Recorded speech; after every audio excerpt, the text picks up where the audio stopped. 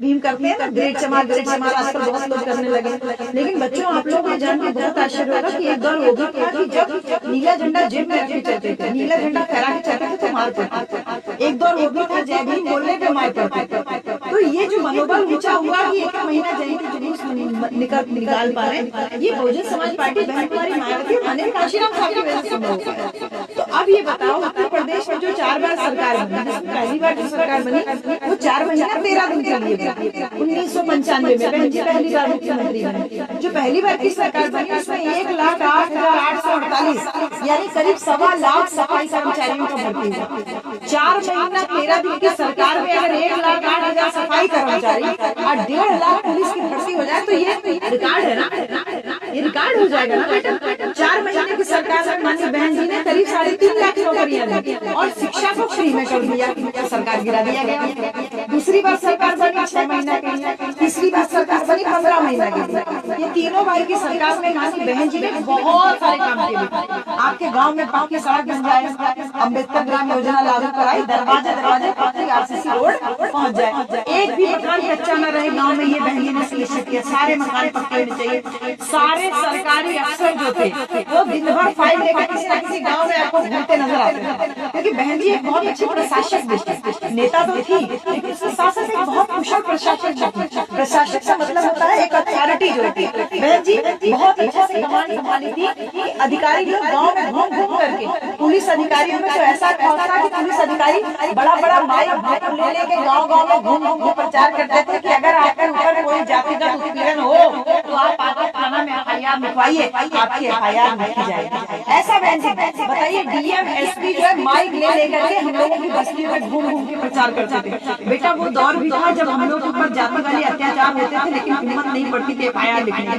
बहन जी ने कहा कि जाओ गांव के बीच में जाके ऐलान करो कि सबका एफआईआर लिखा जाएगा। तब जो दलित उत्पीड़न के केसेस है वो रिपोर्ट होने लगे, और जब रिपोर्ट होने लगे तो जो अपराधी थे वो या तो जेल के अंदर हो गए या तो प्रदेश छोड़ के भाग गए। यानी पहली बार की सरकार में बहन जी ने कानून व्यवस्था एकदम चुस्त और दुरुस्त कर दी। तो ये 3 बार की सरकार वाली बहन जी थी वो जो कुछ समय के लिए चली, इसमें बहन जी ने तमाम नए जिले बनाए। जैसे आजमगढ़ जिला, बगल में अम्बेडकर नगर जिला बना, बगल में आपका मऊ जिला बना, ऐसे तमाम जिले 33 जिला बना। हर जिले में एक एक medical college, engineering college, polytechnic college, inter college, BEd BTC college, तमाम कॉलेज खुलवाए और सब में बच्चों को पढ़ने के लिए फ्री में एजुकेशन। आज देखते हैं ना बेटा, 80 करोड़ जनता को फ्री में राशन दे रहे हैं। 5 किलो विज्ञापन दिखता है, बड़ा बड़ा विज्ञापन दिखता है, 5 किलो फ्री में राशन का विज्ञापन दिखता है। हमें राशन चाहिए कि हमें एजुकेशन चाहिए? एजुकेशन चाहिए ना फ्री में। हमारी बहन जी ने फ्री में हमको एजुकेशन दी। कहा जब पढ़े लिखे रहोगे, अपने पाँव पे खड़े रहोगे तो साल भर का राशन एक ही महीने की तनख्वाह में खरीदने लायक रहोगे। तुमको किसी के सामने 5 किलो के लिए हाथ नहीं फंसाने की जरूरत पड़ेगी। तो बहन जी ने अपनी सरकार में सबको फ्री में एजुकेशन दिया, सरकार ने।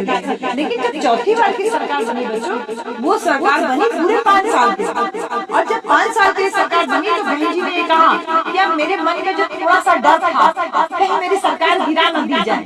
जो चौथी बार की सरकार थी वो पूरी बहुमत की सरकार थी। तो बहन जी ने कहा पूरी बहुमत की सरकार है, मेरी सरकार से कोई गिरा नहीं सकता है। अब मैंने जो फैसले सोचे हैं जनता के हित के लिए, समाज की भलाई के लिए, उत्तर प्रदेश के विकास के लिए, एक मॉडल बनाने के लिए, ये सारे फैसले, ये सारे कार्य मैं अभी सरकार में कर सकता। और बहन जी ने कुर्सी संभालते ही 5.5 लाख बैकलॉग भर्तियां, SC OBC माइनॉरिटी समाज की तमाम भर्तियां खाली पड़ी थी, लेकिन कोई सरकार उन भर्तियों को कर नहीं रही थी। बहन जी ने कहा 3 महीना के अंदर 5.5 लाख भर्ती निकली, समूह गाँव घाटी, कहा सारी भर्तियां पूरी करो। हड़कंप मच गया। अब जल्दी जल्दी में विज्ञापन निकाला गया, जल्दी जल्दी कहीं इंटरव्यू, कहीं रिटेल, कहीं कुछ, फटाफट करके 5.5 लोगों को नौकरी मिली। इसके साथ 69,000 करीब 2.5 लाख टीचरों की भर्ती। और बहन जी जो medical college, engineering college, BEd BTC college, तमाम कॉलेज जो खुले थे इनमें भी तो नौकरियां निकली ना, इनमें भी तो डॉक्टर इंजीनियर प्रोफेसर भर्ती हुए। तो कुल मिला के बहन जी की सरकार में 12.5 लाख नौकरी, ये रिकॉर्ड है। पूरे देश भर में किसी भी प्रांत की कोई भी सरकार आज तक इतने बड़े पैमाने पर नौकरी नहीं दे पाई। और हमारी बहन को लोग क्या क्या करके बोलते हैं, उनका डाउन करने की क्रेडिट जो है उनको डाउन करने की कोशिश करते हैं। अरे बहन जी तो बाहर नहीं करते, बहन जी तो कुछ बोलती नहीं। मेरी बहन जी ने 12.5 लाख लोगों को नौकरी दी है बेटा, आपकी पुलिस होंगे हर गाँव में। अब हर गाँव में होंगे। ये बहन जी का ही सपना था कि हर गाँव में नौकरियां हो, जिससे कि गाँव में जो और बच्चे हैं उनको पढ़ने लिखने के प्रति प्रोत्साहन हो। आप बताओ बेटा, नौकरियां दी। इसके साथ साथ बहन जी ने कहा कि जो गाँव में रहने वाले गरीब लोग हैं, जो दूसरे के खेत में मजदूरी कर रहे हैं, आपको जमीन का मालिक बनाया।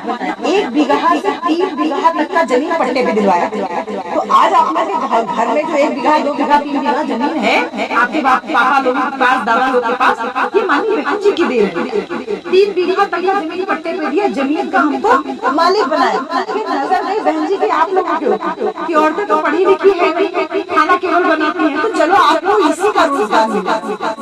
का रसोईया का नौकरी करो, आंगनबाड़ी का नौकरी करो, आशा बहू का नौकरी करो। बहन जी ने नौकरी दिया। औरतों को भी 2500 से 30,000 रुपए महीना वेतन मालिक बना दिया। बहन जी ने देखा कि आदमी तो दारू पी के सो रहा है, तो औरत अगर नौकरी करेगी तो कम से कम परिवार संभालेगी। आपकी तरफ भी नौकरी के लिए दिमाग गया। और बच्चों, आप लोग ने कहा चाहे जो पढ़ाई करो, चाहे डॉक्टर बनो, इंजीनियर बनो, बीएड बीटीसी करो, नर्सिंग करो, इंटर पढ़ो, बीए करो, बीकॉम करो, बीएससी करो, कुछ भी पढ़ाई करो, एक भी फीस नहीं दे। सारा एजुकेशन बहन जी ने फ्री में कर दिया। इसके साथ साथ कानून व्यवस्था को चुस्त और दुरुस्त कर दिया। बड़े बड़े रस्ते वाले जो बड़े बड़े मवाली